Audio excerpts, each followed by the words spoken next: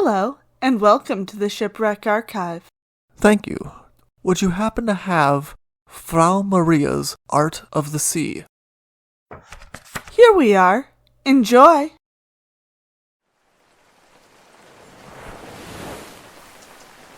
The men on the small rocky island settled in to rest, exhausted from a long day of labor and facing equally hard work the next day. Their ship, the Frau Maria, was clearly doomed, but they intended to keep her afloat as long as possible and to salvage as much of her cargo as they were able. When they awoke the next morning, the ship was gone. Overnight, she had filled with water and sank to the bottom of the sea. With her went a vast fortune of precious goods belonging to one of the most powerful people in the entirety of Europe, Catherine the Great. The Hermitage was the showpiece of Catherine the Great's taste, wealth, and patronage of the arts.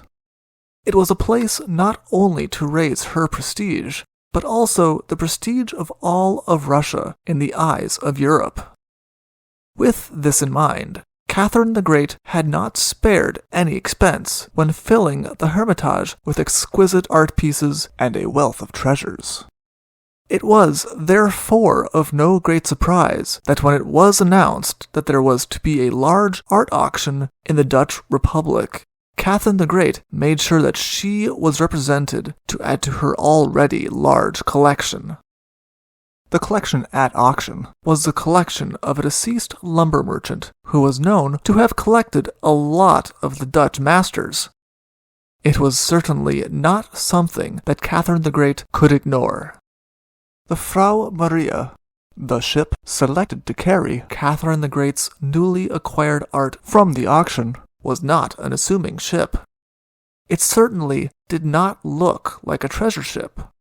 The Frau Maria was a standard Dutch two-masted wooden merchant ship, such as those that sailed in and out of Amsterdam every day. It was not just a cargo of art that she carried either. Precious metals, sugar, and coffee also filled her hold, and some people think some of this was also headed for the court of Catherine the Great. It is hard to tell exactly what all in the hold of the Frau Maria was for the Empress of Russia. Often the rulers of Europe did not have to pay customs on their goods, and so they were omitted from lists that would have otherwise kept track of the last cargo of the Frau Maria. It is estimated that there were probably at least 21 paintings by Dutch masters, though some counts put the number at 27.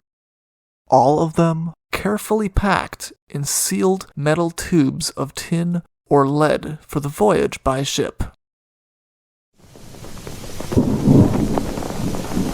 Sailing into the Baltic Sea, the Frau Maria hit stormy weather that lasted for days. Already through their voyage, the Frau Maria had suffered from more rain and heavy seas than would have been preferred. But once they were past the Danish port of Elsinore, the seas became more than the little ship could manage. Slowly, they were tossed off of their course without anyone on the ship realizing how far they were being taken from their expected sea route. Indeed, the first hint that they were not where they had thought was when the Frau Maria hit a submerged rock hard off the coast of Finland. This would not be the end for the ship, however. A huge wave lifted her from the rock and set adrift once more into another rock. This collision was even worse, breaking off their rudder and leaving them without means to steer the ship to safety. Badly damaged, the ship was leaking and in serious and obvious danger. All of the crew manned the pumps, desperately trying to save her. But as the crew wore out, the leak also began to get worse, making it a losing race. With his crew about to collapse from exhaustion, Captain Lorentz made the difficult decision to abandon ship. The crew got in the ship's boat and headed to one of the many rocky small islands that dotted the area. It made for a cold and uncomfortable night, but at least they were not in any danger of going down with the Frau Maria while they slept.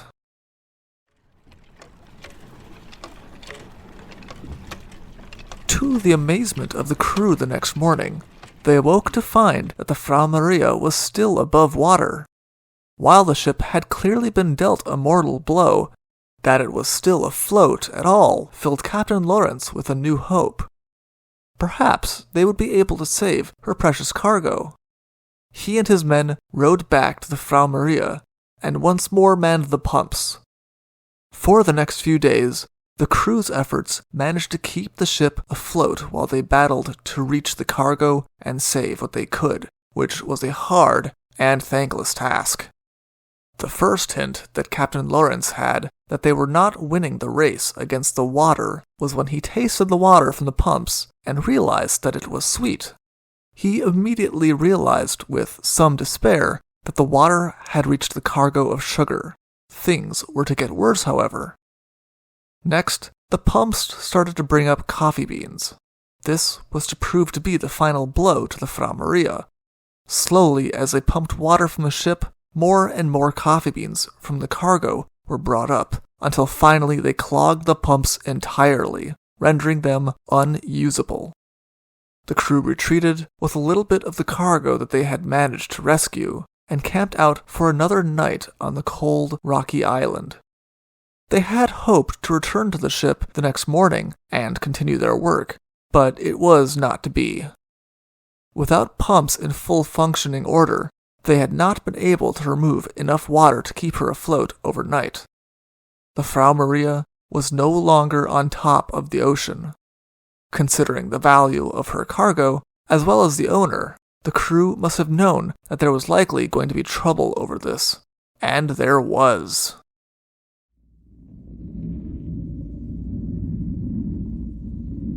Catherine the Great was not the sort of person who would allow a fortune of art that she had personally sent word to acquire disappear from her grasp.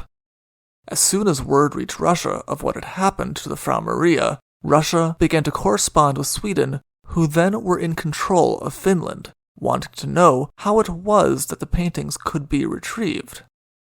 For the next 2 years, the Swedish government received messages about the art and whether or not the Frau Maria had been located and if it was in a position to be refloated. The hopes of all these letters were that in their sealed metal containers, the precious art might still be in good condition. In the end, there was no action that brought the ship back to the surface or found where the paintings had gone. With some apparent reluctance, the matter was dropped, and the Frau Maria was forgotten. In 1979, documents relating to the wreck were rediscovered in the Finnish National Archives, and interest reignited over 200 years later. Still, the question remained the same. Where exactly was the Frau Maria? It was finally found in 1999 by a team led by Renaud Koivusari, whose imagination had been sparked by the initial documents from the Finnish archives. He had hoped that as the finder, he would be able to get salvage rights and finally reclaim the long-lost art of Catherine the Great, but he was to be disappointed. What was to follow instead was a decades-long legal battle. Matters are more complicated still due to the international nature of the Frau Maria and her cargo. The Finnish government holds control over its territorial waters. It was a Dutch ship, and the cargo was owned by a Russian empress. In this flurry of governments laying claim, a single person is quickly lost. It was ruled by the courts that Finnish law put control over the artifacts and the ship in the hands of the Finnish National Board of Antiquities.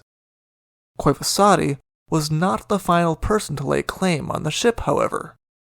Russia has also made an argument for their rights, stating that the cargo was by no means abandoned by the owner, citing Catherine the Great's many letters inquiring about possible salvage. Russia has argued that they should be able to reclaim the paintings that were once lost to the sea. As of yet, no one has touched the cargo of the Frau Maria, and she still lays at the bottom of the icy Baltic waters. Recent diving has shown her to be in remarkably good condition, and there has now been 3D modeling work done in the hopes of reducing diving and therefore damage to the wreck. There indeed is the hope of all who fight for control over her, that there is a possibility, just as Catherine the Great had thought 200 years ago, that the paintings might still be safe. They were in sealed metal tubes, and the waters of the Baltic are cold enough that they are well known to preserve ships as they were when they went down. There is still a chance that a fortune of art is still safely stowed in the hold of the Frau Maria, just as it was when the ship went down. It is certainly a possibility that has made people fight for the remains of the inconspicuous Dutch merchant ship. For more information about the 3D modeling project, please see The Baltic Unveils Treasured Secrets with the help of Sunto divers from June 13th, 2019. And for more information about the Frau Maria, please see our sources in the description below. Thank you for listening.